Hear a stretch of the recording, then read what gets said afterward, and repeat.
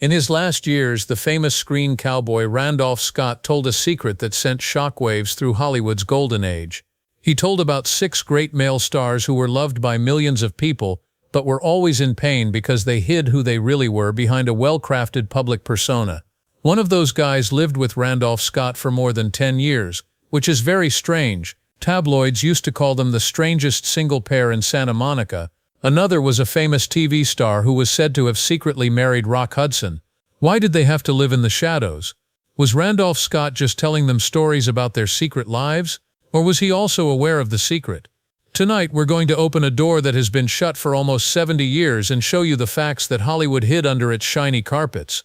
Randolph Scott was a real-life Western hero who was known for his toughness and bravery. He stood up for what he thought was right, but he was more than that. He came forward to speak out for those who had to live in the dark. Scott didn't just talk about himself, he spoke up for men who had been shut up.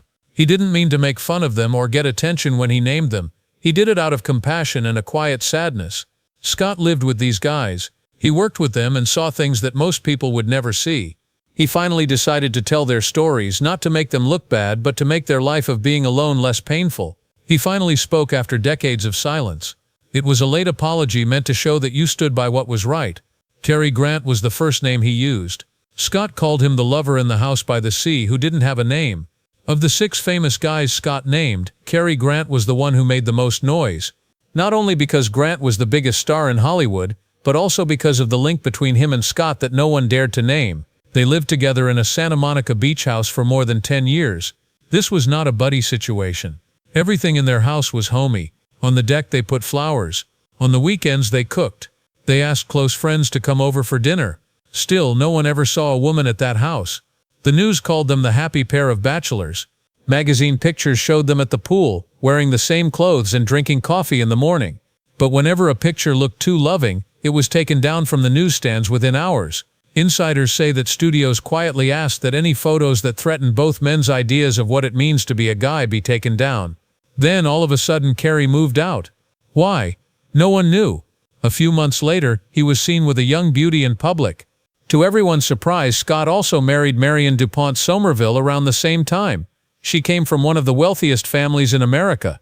Cary got married 5 times, but none of them stayed. At that time, the world wouldn't let them call each other what they really were. But people who knew Scott well knew that he never looked at anyone else the way he looked at Cary. Even though Cary lived a public life, he didn't say anything when asked about Scott. In a rare talk in his later years, he was asked who made him feel safest. Cary just smiled and said, "He used to be my home." Scott never said anything in public. When he finally did name 6 men who lived secret lives in Hollywood, Cary Grant was the first one he talked about. That might have been Scott's last statement. It was quiet and clear.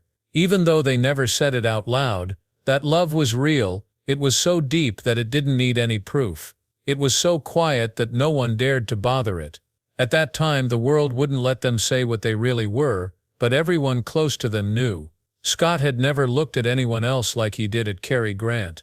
Also, Grant, who lived a public life, always kept quiet when Scott was brought up. In a rare interview in his later years, Grant was asked who made him feel safest. He just smiled and said, "He was once my home." Scott never confirmed it in public, but when he finally told everyone about the 6 men who had lived secret lives in Hollywood, Cary Grant was at the top of the list. That could have been Scott's last statement. It was quiet but clear. Even though they never said it out loud, that love was real. It was so deep that there was no need for proof. It was so private that no one dared to bother with it. Scott's list got darker after he named Grant. Montgomery Clift was the second name. He was a man who lost his mind telling the truth. Clift's heart was full of love, but he was never loved the way he deserved to be. On film, he played a hopeless lover, the kind of guy who would follow a woman across oceans. But off-screen, Clift was gay. Back then, that meant a silent life sentence. Clift had 2 lives from the start of his time in Hollywood, one for everyone and one for himself. He was in movies with famous people like Elizabeth Taylor, Olivia de Havilland, and Shelley Winters. He stole kisses and parked cars, though, and had dreams he never dared share. He disappeared into the night, away from the cameras.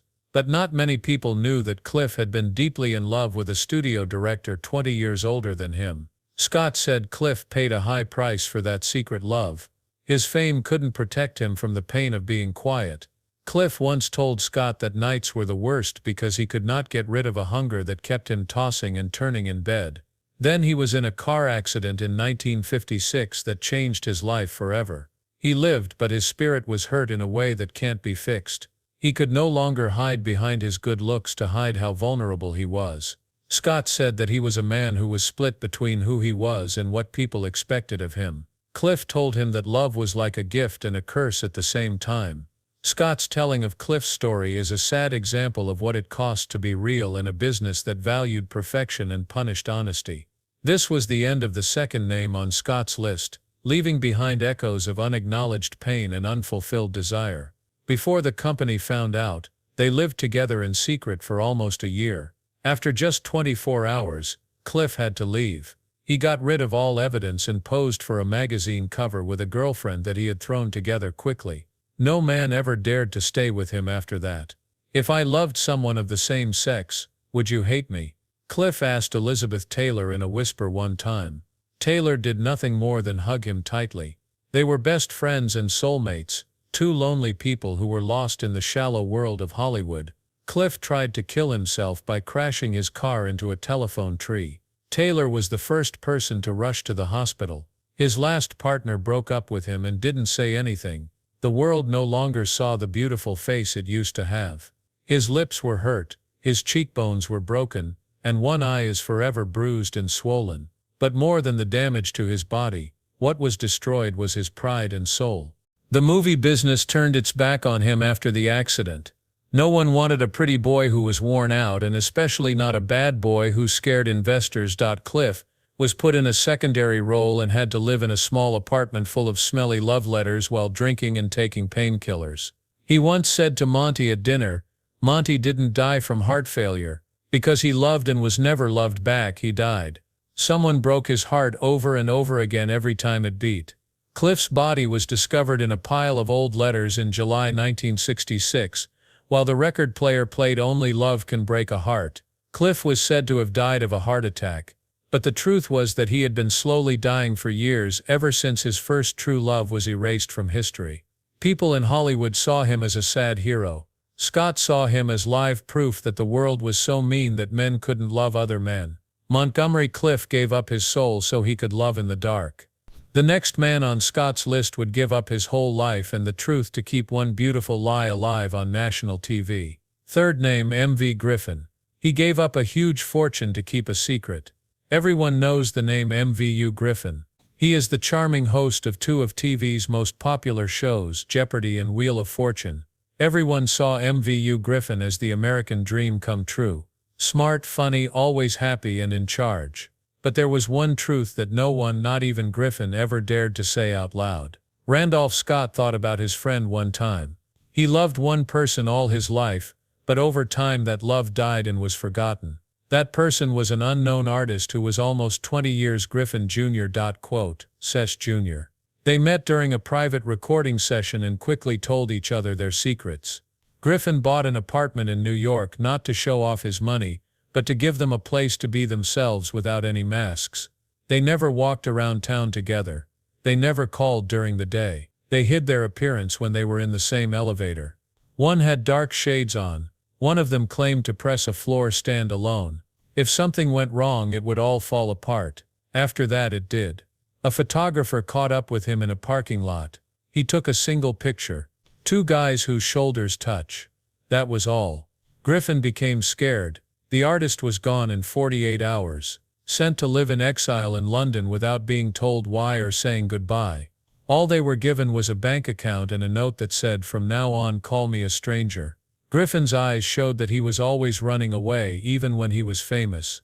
This made people wonder why he never got married and why he was so protective of his personal life. The answer was known by Randolph Scott. One time Griffin was singing a love song behind the scenes after a show. No one had ever heard it before. That was not the time when Griffin was a TV mogul. This man had given up everything to keep his secret safe. He died by himself. He told his lawyer, "Promise me no one will look into my life after I'm gone," as he lay dying. In his personal notebook he had written one line, No name, no address. I'd love you in the day if I could live again. Griffin never tried to do that though. As luck would have it, an even bigger storm would take up the next name on Randolph Scott's list. Another love that is kept secret, another sacrifice, and another secret that is strong enough to bury a life. For a long time, Jim Nabors was said to be married to Rock Hudson in secret. It wasn't just an incident that happened after that, it was an erase. One so deep that it is still buried today. One of the people on Randolph Scott's list was Jim Nabors, better known as Gomer Pyle. Millions of Americans loved watching him act like a fool. When he was on TV, he was pure and simple. But when the cameras were not on, Jim lived in the dark and hid behind an air of perfection that was so fake that it became his public mask.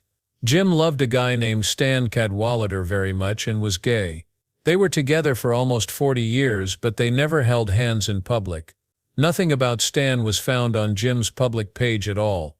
They owned a house in Hawaii together, but Jim put it under a different name.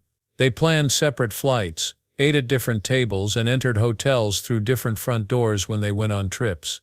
According to Randolph Scott, Jim bought the whole video to make sure it was never shared after seeing a blurry background shot of him and Stan in a news piece.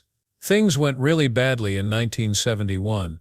A false story spread that Jim Nabors and Rock Hudson had married in secret in Caramel. The effect happened right away.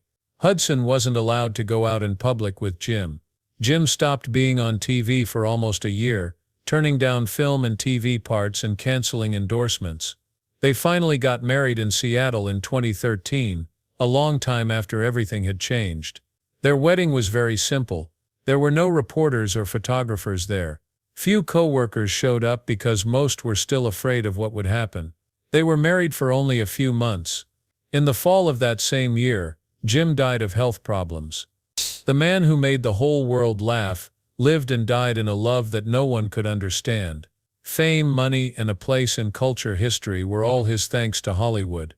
In return, it took away his freedom to love, live openly, and be with the guy he loved. Many people have been through what Jim did.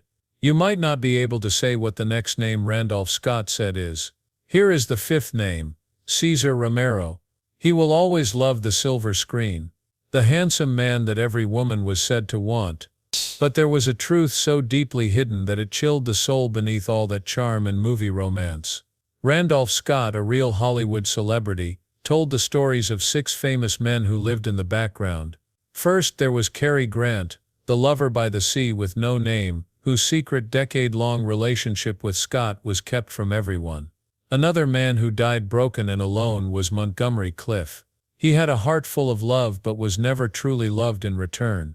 Third, Jim Nabors, who made people laugh but spent 40 years alone with the man he loved. Romero, who played the perfect gentleman on TV and buried his true love in the dark, came in fourth. Finally, Rock Hudson, the ideal hunk who died to keep a secret he was not allowed to share. People didn't tell these stories to shock people. They were more of a late explanation or quiet confession. Some hearts were never given the chance to live freely in the bright lights of Hollywood. These secrets are no longer just tragedies once they are told to everyone. They become truths that can't be hidden anymore. If this story touched you, please like it, subscribe to the channel, and tell us what you think in the lines below. That way you won't miss the next untold secrets that are hidden in Hollywood. We'll see you next time.